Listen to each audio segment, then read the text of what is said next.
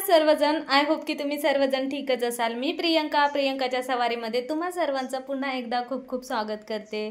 आजचा दिवस तुमच्यासाठी खास जाऊ आणि तुमच्या मनातील सर्व इच्छा अपेक्षा पूर्ण होत हीच भगवंताचरणी प्रार्थना। तर चला आता आपण ह्या नोटवरती आपण व्हिडिओला सुरुवात करूया। तर चला। Good morning friend. तर चला, सकाळी सकाळी कामाची सुरुवात झालेली आहे। मी आली आहे किचनमध्ये आलेली आहे। तर ना मी पीठ वगैरे भिजून घेतलं होतं, त्याचं ना थोडंसं पडलेलं होतं म्हणजे पीठ वगैरे, तर ते पुसून घेते आणि आता तवा वगैरे गॅसवर ठेवलेला आहे। थोडंसं पीठ वगैरे नरम करून घेते आणि नंतर मग आपण चपात्या करायला सुरुवात करूया। तर चपात्या वगैरे केल्याच्या नंतर माझ्या मागे म्हणजे आज बरीच कामं होती, म्हणजे बरीच म्हणण्यापेक्षा ना जे आपल्या नेहमीची आणि रेग्युलर कामं आहेत ना तेच कामं। पण कधी कधी असं ना की नाही आज असं करायचं तसं करायचं, म्हणजे तुम्ही असं ठरवता का ते मला नक्की सांगा। तर फ्रेंड्स, ज्या कोणी ताई आपल्या चॅनलवरती नवीन येत असतील त्यांनी आपल्या चॅनलला सबस्क्राईब करून घ्यायचं आहे हो, आणि सोबतच शेजारची घंटीसुद्धा दाबायची आहे, जेणेकरून मी जेव्हा केव्हा व्हिडिओ टाकेल तेव्हा सर्वात आधी नोटिफिकेशन तुमच्यापर्यंत येऊन पोचतील। तर आता इथे पोळ्या वगैरे करत आहे मी। पोळ्या वगैरे झाल्याच्या नंतर मला किचनसुद्धा आवरून घ्यायचा होता।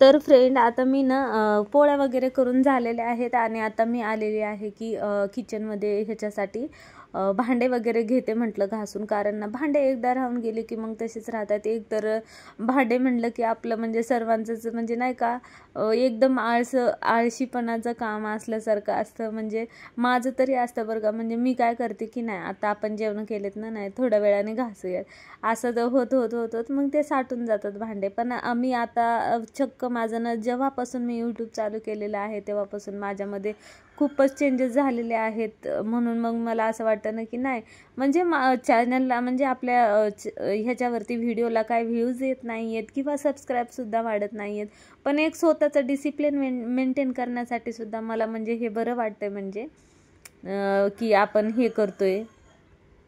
तुमचं काय मत आहे फ्रेंड माझ्या ह्या म्हणण्यावरती? तर ना तुम्हाला थोडंसं इथे डिस्टर्ब होईल असं, कारण ना मी सकाळी मी आता इथे वॉइस ओव्हर देत आहे, तर इथं कोंबड्यांची बाग देण्याचं कामसुद्धा चालू आहे। तर आता इथं भांडे वगैरे फायनली घासून झालेले आहेत आणि मस्त आता मी धुवून वगैरे ठेवते। तर